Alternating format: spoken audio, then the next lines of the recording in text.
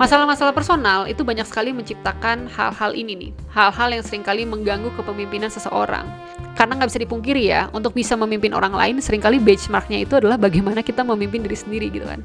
Nah ini adalah hal yang gue tidak pelajari dulu ya, sehingga akhirnya ketika gue punya tim, ya gue tuh nggak bisa memimpin mereka gitu. Karena memang gue pun juga tidak memiliki keahlian yang canggih gitu untuk memimpin diri gue sendiri. Dan gak ada bisnis yang paling malesin daripada bisnis yang isinya adalah para pemimpin yang nggak bisa memimpin dirinya sendiri gitu. Karena itu akan menjadi bibit-bibit lebih lanjut dari terciptanya kultur-kultur atau budaya yang toksik gitu dalam perusahaan. Yang dimana kultur toksik ini itu menjadi salah satu penyebab dari banyaknya persoalan ya yang tidak perlu, yang akhirnya harus menyedot berbagai macam sumber daya dalam bisnis, sehingga akhirnya outputnya tidak ada, ya bebannya banyak. Ya apalah arti bisnis gitu, tanpa kecanggihan berelasi dari manusia-manusia yang menyusunnya kan. Dan biasanya semakin canggihnya ya kemampuan berelasi dari manusia-manusia yang ada dalam suatu bisnis, ya semakin mudah juga nih pengelolaan dari bisnis itu. Ya, artinya bisnis itu bisa dikelola secara lebih efektif, efisien, dan juga sustainable. Dan ini secara natural akan tentunya lebih mudah ya untuk digenjot gitu growth-nya dibandingkan bisnis yang harus selalu membutuhkan insentif ya untuk merekayasa keharmonisan dari manusia-manusia yang menyusunnya kan. Dan gua rasa kemampuan untuk berelasi ini itu harus diasah bahkan sejak dari titik nol yang sangat mendalam ya di dalam diri manusia sendiri. Jadi nggak bisa tuh langsung di skip, oke kita langsung berelasi dengan manusia lain, nggak bisa gitu tuh. Karena kalau misalnya kita nggak ahli dalam mengelola ya relasi intrapersonal ini, biasanya kita juga nggak akan mampu memiliki kesadaran yang cukup gitu untuk menentukan batasan-batasan mana ya. Sehingga akhirnya apapun yang kita bangun di dalam realita itu bisa menjadi cukup efektif, efisien, dan juga sustainable. Makanya ketika ada pebisnis yang bertanya ke diri gue untuk mencari solusi-solusi dari berbagai macam persoalan yang tengah mereka hadapi, ya rata-rata jawaban gue akan kembali ke hal-hal yang bersifat esensial ini nih. Hal-hal yang dulu juga gue nggak tahu, ternyata harganya tuh semahal itu ya. Artinya ya kemampuan berelasi lu terhadap diri lu sendiri tuh biasanya masih kurang canggih ya. Sehingga akhirnya lu kurang bisa menilai mana sih persoalan-persoalan yang penting dalam bisnis gitu. Mana yang esensial dan mana yang tidak. Mana yang sebenarnya adalah suatu rekaan yang lu tidak sadari gitu. Kalau itu adalah sebuah rekayasa ya sebenarnya. Artinya ada kos-kos yang harus lu keluarkan. Padahal sebenarnya ya hal itu tidak perlu-perlu amat gitu untuk terjadi di dalam bisnis lu sendiri kan. Cuman kadang-kadang ya ekspektasi dari para pebisnis itu selalu pengennya hal-hal yang bersifat teknis ya. Karena sesuatu yang teknikal itu kan lebih mudah untuk dilakukan memang. Tapi ya saking mudahnya hal itu dilakukan, biasanya juga dampak dari hal itu tuh tidak bisa bertahan lama ya. Artinya ya balik lagi, bisnis akan menghadapi konflik-konflik yang sama gitu, persoalan-persoalan yang sebenarnya ya persoalan itu bermuara di dalam pikiran dari para pebisnis itu tuh. Ya cuma kadang-kadang untuk menyampaikan hal ini gue harus bertarung dengan ego ya, dengan kepentingan gitu dan segala macam yang sebenarnya itu harusnya menjadi tanggung jawab dari para pebisnis itu sendiri.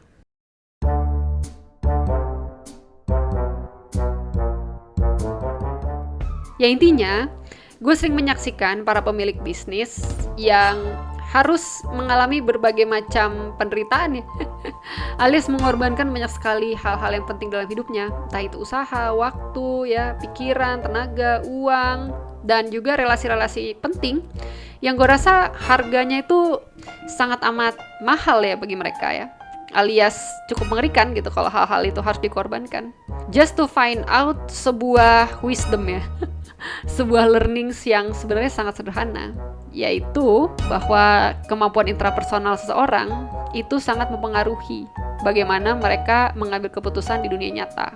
Dan pola-pola seperti ini itu tuh ternyata nggak cuman termanifestasi di level UMKM aja ya. Jadi gue juga melihat adanya pola-pola yang serupa itu terjadi di level korporat gitu ya. Jadi bisnis yang skalanya udah cukup besar dan juga ya bahkan di level kenegaraan gitu. Ya dari banyaknya buku-buku yang gue baca dalam menjelaskan pola-pola ini ya. Dan ini kan sangat amat menyebalkan gitu. Bukan menyebalkan ya, tapi lebih ke kayak ya kalau di skala UMKM mungkin kesalahan keputusan pribadi seseorang itu bisa mempengaruhi diri mereka dan juga karyawan-karyawan intra bisnisnya itu kan. Karena mungkin ya memang stake ya atau tanggung jawab dari keputusan itu tuh belum mempengaruhi hajat hidup orang banyak. Tapi kalau misalnya skala lu udah cukup besar gitu, ya pastinya kan ada tanggung jawab besar juga yang mengiringinya. Dan bayangin loh, kalau misalnya gara-gara satu keputusan personal seorang, terus banyak sekali hajat hidup orang banyak yang harus terpengaruhi ya oleh keputusan itu, ya it would be a doomsday ya. Kalau ternyata keputusan yang diambil itu bukan merupakan keputusan yang bijak. Sebenarnya hal serupa itu juga digambarkan oleh Lex Luthor ya. Kalau lu tonton ya si film Superman yang baru aja rilis beberapa waktu lalu gitu. Ya setelah gue menonton film itu, gue jadi merasa kalau apa yang disampaikan oleh Lex Luthor itu ya cukup sesuai dengan apa yang gue sampaikan di konten kali ini. Jadi si Lex Luthor ini spoiler dikit ya, buat yang belum nonton, maaf. Jadi Lex Luthor tuh di akhir dia bilang kalau dia membuat konflik di dua negara, itu tuh sebenarnya hanya untuk bisa melampiaskan ya si kecemburuan pribadi dia gitu ke si Superman kan. Jadi dia tuh pengen membunuh si Superman, sampai-sampai dia harus merekayasa konflik gitu ya dari dua buah negara untuk bisa menjalankan misi personalnya itu tuh. Jadi apa yang disampaikan oleh Lex Luthor tuh ya bener banget dan sangat relevan sebenarnya di dunia nyata, karena tidak sedikit gitu keputusan-keputusan bisnis yang dibuat itu sebenarnya hanya untuk menyelesaikan persoalan pribadi dari para pemimpin bisnis, yang kemudian menciptakan banyak sekali ya konflik-konflik tidak perlu yang harus dipertanggungjawabkan oleh orang-orang di luar dari para pemimpinnya tuh. Kan males banget ya kalau apa yang selama ini lu kira adalah masalah sales gitu di dalam bisnis lu, itu sebenarnya adalah masalah yang timbul akibat dari mismanagement bisnis-bisnis yang lebih besar di luar sana ya. Tapi lu yang kudu tanggung jawab, karena sayangnya skala bisnis lu berada di hierarki yang lebih bawah dari bisnis-bisnis tersebut. Kan males banget ya kalau ternyata performa dari pekerjaan lu yang dipermasalahkan oleh atasan lu, itu sebenarnya bukan karena performa lu memang bermasalah untuk kepentingan pertumbuhan bisnis, tapi performa lu itu bermasalah untuk ego ya dari atasan-atasan lu yang terlalu fragile ya, sehingga akhirnya mereka membutuhkan orang-orang lain yang harus bertanggung jawab atas tersakitinya ego mereka nih. Ya makanya kan jadi males gitu kalau ternyata masalah-masalah yang tercipta di dalam bisnis itu tuh bukan karena bisnis itu ya, bukan berorientasi untuk pertumbuhan dari bisnis itu sendiri, tapi ternyata merupakan masalah-masalah yang tercipta dari manusia-manusia ini yang tidak sadar dalam bersikap ya antara satu sama lain, sehingga akhirnya terciptalah unnecessary konflik gitu yang seringkali memperruwet ya atau membuat bisnis itu menjadi terlalu berat untuk bisa dipertahankan dan dijalankan secara natural. Kan males banget ya kalau ternyata energi yang kita keluarkan untuk suatu hal itu ternyata tidak digunakan untuk kepentingan pertumbuhan hal itu tuh. Jadi bisa aja banyak karyawan yang selama itu terlihat sibuk ya, ngerjain sesuatu tuh banyak banget nih. Tapi ternyata apa yang dikerjakan itu tidak mengacu pada suatu visi yang jelas gitu, visi yang final. Jadi si para pemimpin bisnis itu belum mengerti apa yang sebenarnya penting dan juga esensial dalam bisnisnya.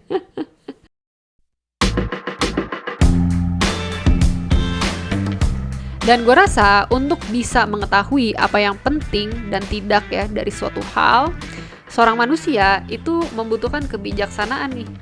Yang dimana kebijaksanaan itu bisa diperoleh ketika seorang manusia itu mengenal betul ya, atau mengenal dirinya sendiri secara mendalam dan juga ya memahami apa yang menjadi batasan dari diri manusia itu. Dan biasanya hal ini tuh butuh proses ya, dan prosesnya itu tidak bisa diperoleh hanya dari sekedar menyibukkan diri ya, atau mencari validasi dari sana sini, dan juga mempertahankan ego-ego yang sempit. Manusia membutuhkan banyak sekali waktu untuk dirinya sendiri. Makanya gue rasa seorang pemimpin itu membutuhkan waktu hening yang sama besarnya dengan waktu action mereka gitu. Semakin tinggi jabatannya atau semakin tinggi stake dari dampak kepemimpinannya, semakin besar tuh waktu keheningan yang harus mereka berikan untuk dirinya sendiri ya. Nah ini adalah salah satu model yang di-reject sebenarnya oleh budaya hustle culture ya dari kehidupan modern kita saat ini kan. Ya di tengah budaya yang serba cepat saat ini ya, serba instan, pola-pola kepemimpinan yang berkebijaksanaan itu seringkali menjadi langka ya. Karena memang dampak atau konsekuensi dari hustle culture itu adalah ketiadaannya waktu bagi para pemimpin untuk bisa merefleksikan kegiatan atau keputusan-keputusannya secara mendalam gitu dalam mengelola bisnis kan. Dan mungkin saja akan banyak orang yang menganggap kalau mengelola bisnis dengan selambat itu ya itu tentunya akan menjadi cara pengelolaan yang tidak bijak justru kan. Tapi gue rasa disitulah tuh letak kesalahpahamannya. Banyak sekali persoalan-persoalan yang sebenarnya bisa dipangkas ya kalau seorang pemimpin itu bisa mampu melihat apa yang penting dan juga esensial dalam bisnisnya gitu. Nah sayangnya banyak sekali para pemimpin yang lebih suka bertindak dulu tuh tanpa benar-benar berpikir apa yang sebenarnya harus dilakukan dalam bisnisnya tuh.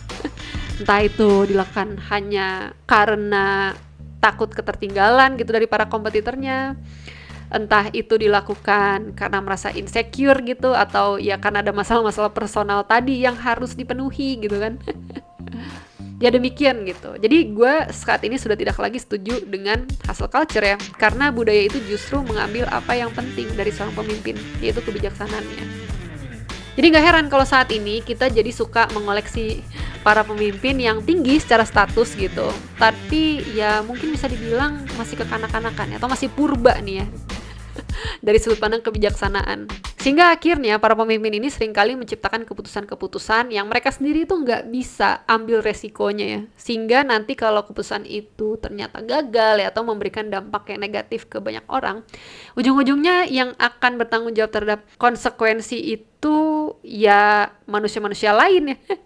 Alias orang-orang lain yang bisa mereka salahkan ya, atau orang-orang lain yang mampu membereskan sampah-sampah ya yang dihasilkan oleh para pemimpin tadi.